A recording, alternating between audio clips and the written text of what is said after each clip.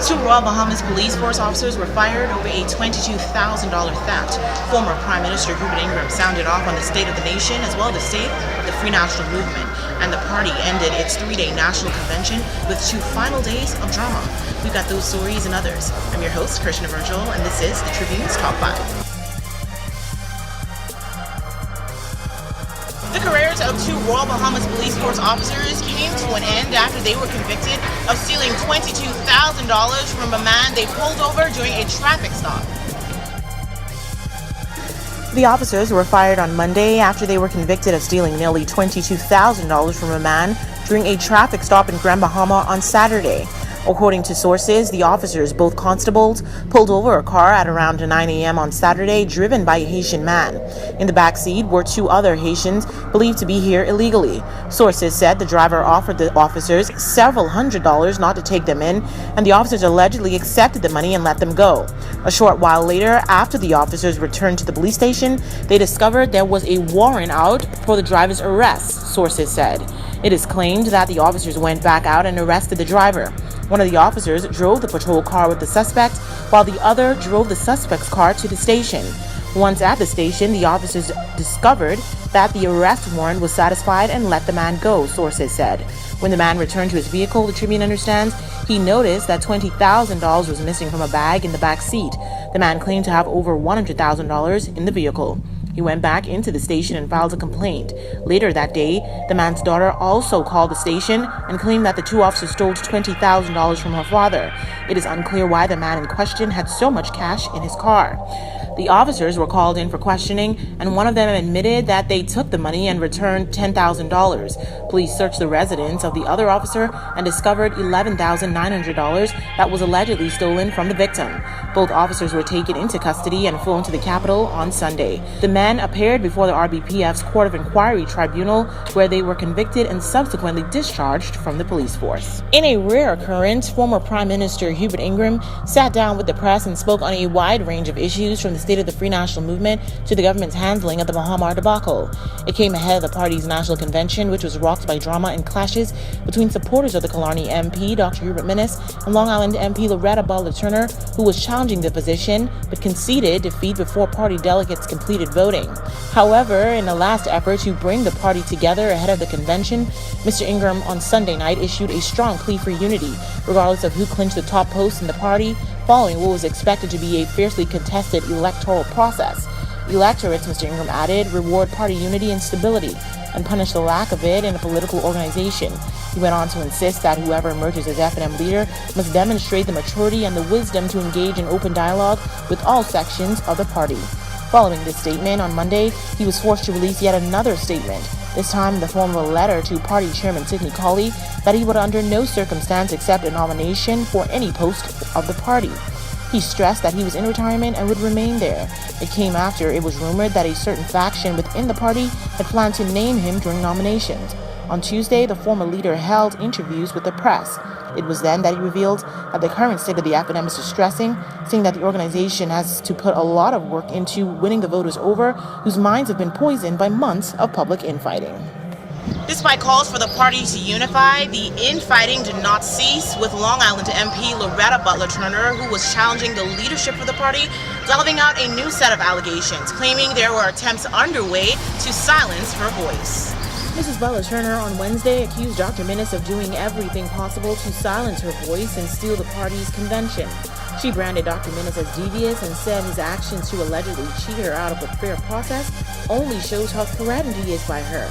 Under these conditions, the MP said the democracy of the party, the convention, and the F&M itself is also threatened.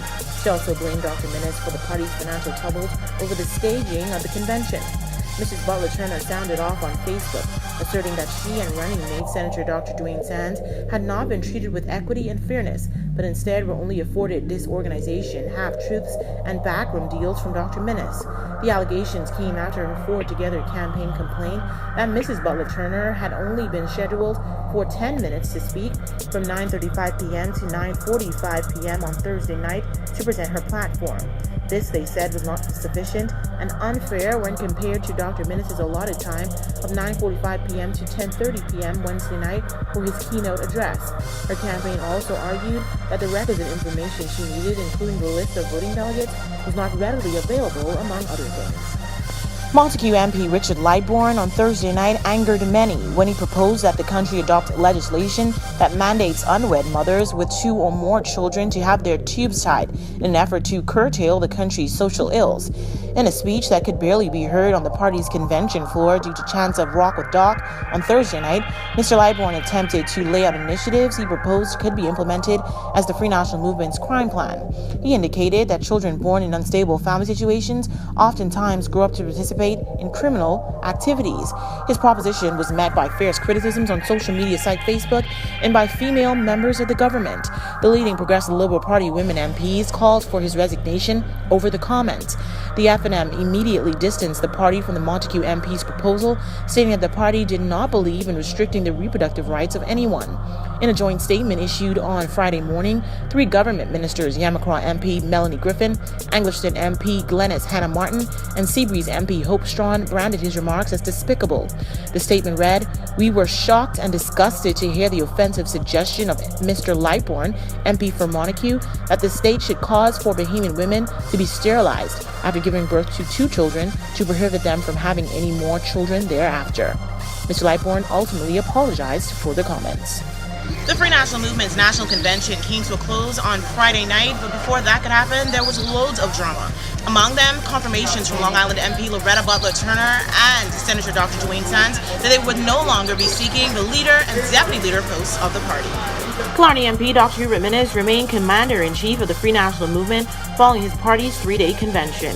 It came after contender Long Island MP Loretta Butler Turner conceded before delegates completed voting on Friday. Deputy leader challenger and her running mate, Senator Dr. Dwayne Sands, also followed suit.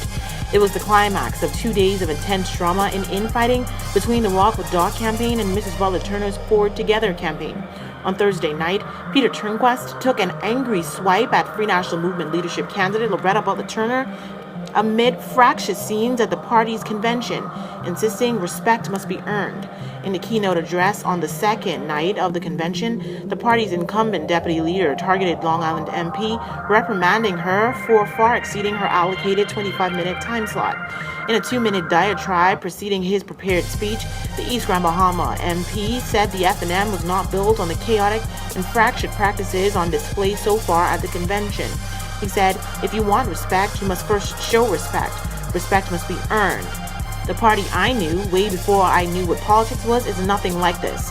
Mr. Turnquest, much to the chagrin of his detractors in the room at the Malia Nassau Beach Resort, emphasized that the unseemly scenes would be brought to an end on Friday, firmly implying that an overwhelming victory was on the way for him and leadership candidate Dr. Hubert Minnis. Directly addressing Mrs. Butler Turner's 5-point strategic plan she outlined earlier in the evening, he contended that symbol of the starfish, the logo of the plan openly displayed by the Long Island MP at the rostrum, did not matter. Before he took the stage, Mrs. Butler Turner presented her platform, but it was not received well, with those gathered breaking out into chants of "Rock with Doc" as she struggled to keep the attention of delegates. Following the confirmations that she conceded, Mrs. Butler Turner told the press that Mr. Turnquest's open rebuke of her was the final straw in making the decision to drop out of the race. Want to get in on the discussion? Well, here's how you can. Just log on to our website at www.tribune242.com. Like us on Facebook, the Tribune News Network. Send us a tweet at Tribune242 or subscribe to our YouTube page, Tribune242.